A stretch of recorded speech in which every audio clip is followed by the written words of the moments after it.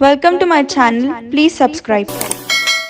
సంక్రాంతి పవిత్రమైన సమయం ఇదే. ఈ టైంలో పూజ చేస్తే మీ కోరికలన్నీ ఇట్టే తీరిపోతాయి. హిందువుల అతిపెద్ద ముఖ్యమైన పండుగ మకర సంక్రాంతి. మకర సంక్రాంతి వంటలు చేతికంది రైతులు సంతోషంగా జరుపుకునే పర్వదినం ఇది. సూర్యుడు సంవత్సరానికి 12 రాశుల్లోకి ప్రవేశిస్తాడు. అయితే సూర్యుడు ధనుస్సు రాశి నుంచి మకర రాశిలోకి ప్రవేశించడానికి ప్రత్యేక ప్రాముఖ్యత ఉంది. దీనిని మకర సంక్రమణం లేదా మకర సంక్రాంతి అంటారు. ప్రజలు ఈ రోజున సూర్య భగవాడిని పూజిస్తారు.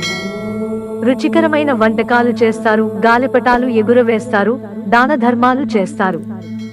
అయితే ఈ సంవత్సరం మకర సంక్రాంతి పండుగ జనవరి 14న జరుపుకోనున్నారా లేదంటే 15వ రోజు జరుపుకోనున్నారా అనే అంశంపై చాలా మందికి డౌట్స్ ఉన్నాయి.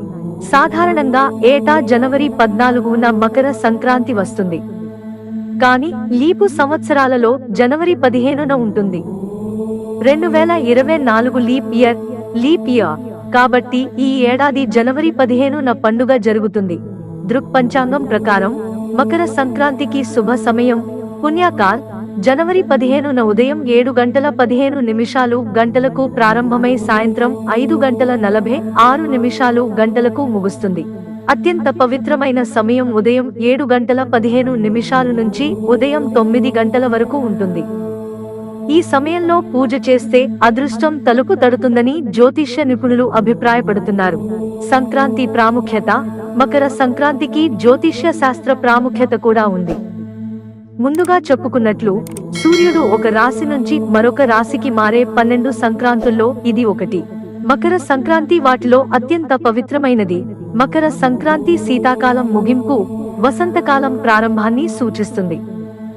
ఈ రోజున సూర్యుడు దక్షిణార్ధ గోళం నుండి ఉత్తరార్ధ గోళంలోకి వెళతాడు. అంటే సూర్యుడు మకర రాశి క్యాప్రికాన్ సైన్ లోకి ప్రవేశిస్తాడు. రైతుల పండుగ. మకర సంక్రాంతి రైతులకు ముఖ్యమైనది. ఇది పంట చేతికొచ్చి రైతుల కుటుంబాల్లో సుఖ సంతోషాలను నింపే పండుగ. ఇది సూర్య భగవానుడి దీవెనల కోసం, అలానే కృతజ్ఞతలు చెప్పడానికి, రాబోయే సంపన్నమైన సంవత్సరం కోసం సూర్యుడిని ప్రార్థించే సమయం కూడా. తెలుగు రాష్ట్రాల్లో భోగితో ప్రారంభమయ్యే సంక్రాంతి ఉత్సవాలు కనుమతో ముగుస్తాయి.